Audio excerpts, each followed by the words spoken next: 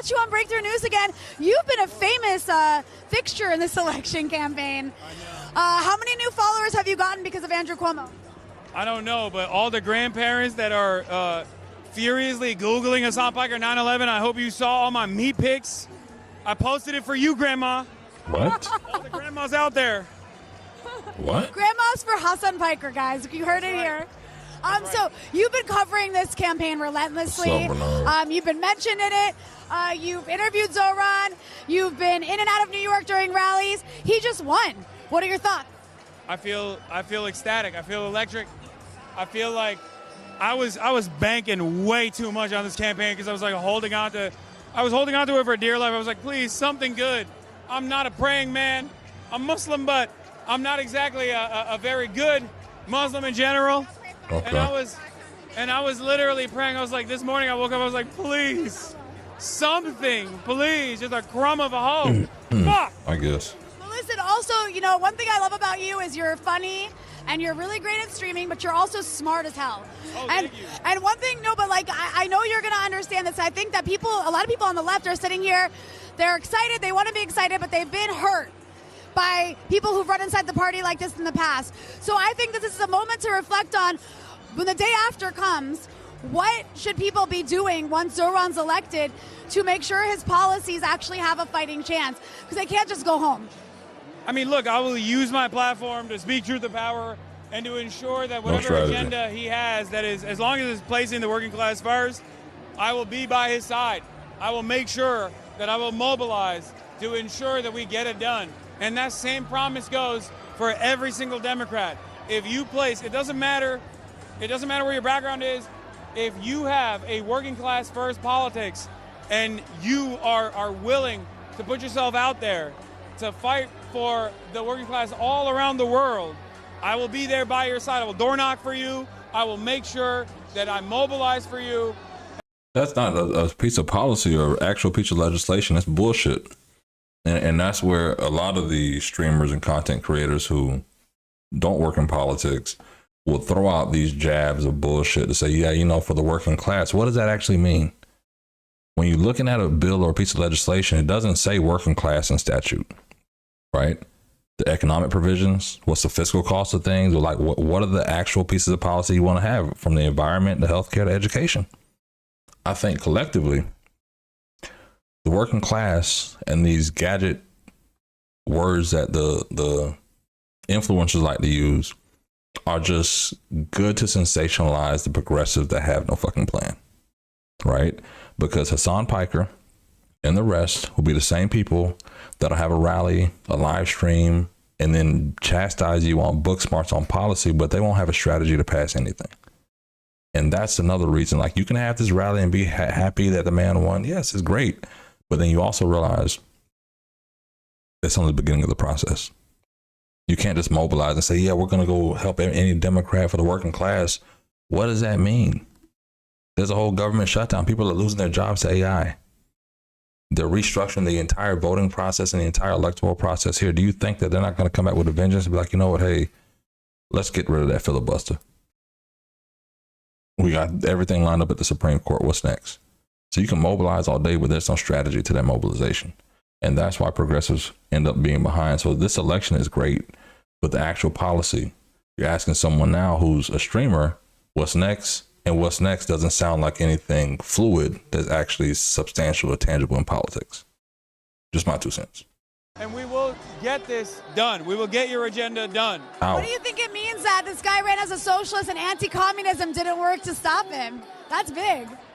Yeah, I think we are in the heart of the imperial core. This is the country that defeated the USSR, unfortunately. And the reality of the matter is there's a lot of antagonism. There's no class consciousness in the United States of America. It's one of the things that I try to address every day with my commentary. And I will say this, the conditions have deteriorated so much that everyday Americans, in spite of their lack of class consciousness, are finally arriving at the conclusion that perhaps there is an alternative out there. There is an alternative that focuses on them as opposed to the interests of the billionaires and the millionaires, as opposed to the interests of the capital owners. And you mean to tell me this guy's one of the biggest YouTubers in the world. So he would have to be, or streamers in the world. Let's assume he's a millionaire, not a billionaire. So now all of a sudden you're attacking the people that are you. But my thing is just, understanding politics. I understand how foundational Americans move in the political world. These millionaires and billionaires he's attacking, his own people. What is he doing to counteract what they're doing? Like, I'm not saying spend the most money, but where are you investing your political resources to deliver the result that you're campaigning about? Because it can't just be the candidate. There has to be PACs, political action committees, expenditure committees, or even our IEs, C4s, different avenues that you can spend capital on to influence legislation or elect members.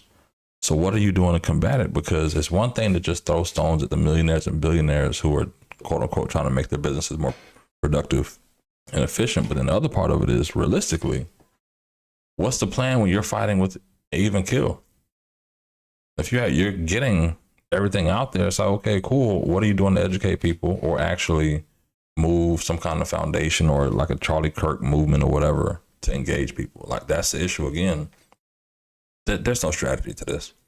All the progressives and Democrats will be so happy from this that they'll take it into the headwinds and they'll be ready for 2026 and hope that everything plays out this way next year. We'll see. I mean, you can't help but notice that. You can't help but feel at least a little bit of excitement around that. And then also the significance that he ran on a platform of opposing Israeli genocide. Yeah. I mean, obviously, fuck Israel every day. It's fuck Israel o'clock, and you don't get punished for saying fuck Israel anymore. That's all I'm saying. Look, I was number 2. I lost to Candace Owens, who is kind of whatever when it comes to Jewish people. But, like, I'm not anti-Semitic. And yet, Jonathan Greenblatt, that bald fuck, spent every fucking waking moment yelling about me instead of Nick Fuentes, bitch. What happened? All the Republicans you defended are now turning around and being like, maybe we should be anti-Semitic. What happened, Jonathan? That's all I'm going to say. But also, more importantly than that, being honest about the unlimited violence that Israel has subjected Palestinian people to, Israel has subjected Lebanese people to, this is Syrian people to, like, this is the people in Yemen, like, this is important to be able to address truthfully. And I think that's the reason why you have so many people that lost their fucking mind. Shouts out to Deborah Messing. Hey, Deborah, take your lithium, Deborah. You posting like 120 fucking Instagram stories. What now, Deborah Messing? What about Michael Rappaport? Oh, my God. I want to see him so bad. I hope he's here tonight. See what he's up to. I want to ask you one more thing, and then I think Katie wants to steal you. Hasan, and all, like, to be like, not to be a Debbie Downer, however, what about the issue with the NYPD and keeping Jessica Tisch on as commissioner? She's from a billionaire family who's very hostile to this guy. What are we going to do about that? I'm definitely worried about that. I'm definitely worried about that, and we will hold Zohran to account as well. If Jessica Tisch doesn't at least promise to deliver on whatever agenda Zohran has, I don't know if it was just a mechanism of, like, winning the election, if he was trying to just do that, or if he genuinely has confidence in Jessica Tisch. I don't, personally. I think she is a dynastic name in New York. I mean, her family name is on the side of NYU, you know what I mean? It's very difficult to trust people like that, especially if you are trying to do right by the working class. But we'll see. Maybe she's a class traitor.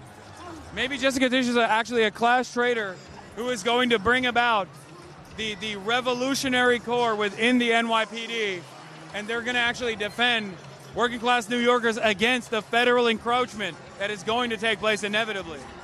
Well, there's that, and there's also, it makes me think about, like, if you take over a country, you got to get the armed forces on your side. I agree. But you got to put loyalists in place. She's not a loyalist.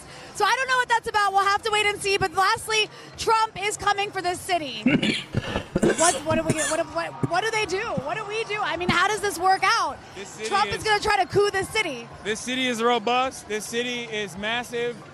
This is the heart of capitalism in many ways.